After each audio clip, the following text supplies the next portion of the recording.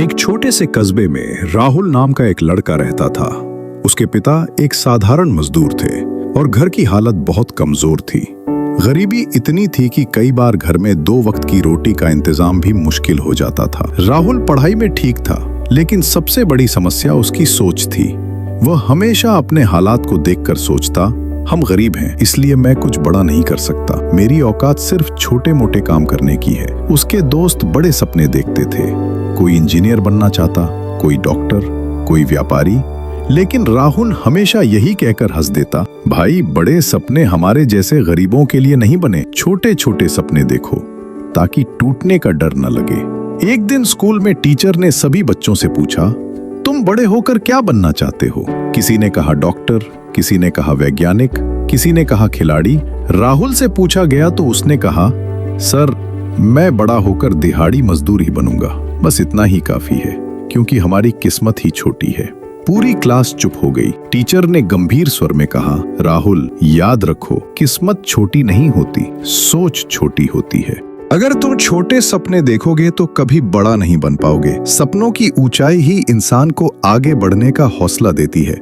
उस दिन टीचर की बात राहुल के दिल में गहराई तक उतर गई। राहुल ने तय किया कि अब वो छोटा नहीं सोचेगा, लेकिन हालात आसान नहीं थे। पढ़ाई के साथ उसे काम भी करना पड़ता था। दिन में वो अखबार बांटता, शाम को होटल में बर्तन धोता और रात को पढ़ाई करता। कई बार थकान से उसका शरीर जवाब दे देता, लेकिन वो अपने सपनों को याद करके फिर खड़ा हो जाता। एक दिन होटल में बर्तन धोते वक्त मालिक ने उसका मजाक उड़ाते हुए कहा, तेरी औकात यही है राहुल, तू हमेशा यहीं बर्तन मांजता रहेगा। उसके शब्द तीर की तरह राहुल के दिल में लगे, लेकिन इस बार राहुल टूटने के बजाय और मजबूत हो गया। उसने सोचा, अगर मैं खुद को छोटा मानता रहूंगा तो लोग हमेशा मुझे छोटा समझेंगे। मुझे अपनी सोच बदलनी होगी। राहुल ने पढ़ाई में और मेहनत करनी शुरू कर दी। जब भी उसे हार मानने का मन होता, वो खुद से कहता, सोच छोटी तो सपने छोटे, सोच बड़ी तो मंजिल बड़ी। धीरे धीरे उसकी मेहनत रंग लाने लगी। उसने स्कूल में अच्छे अंक लाए। कॉलेज जाने के लिए पैसे नहीं थे तो उसने छोटी छोटी ट्यूशन पढ़ानी शुरू कर दी।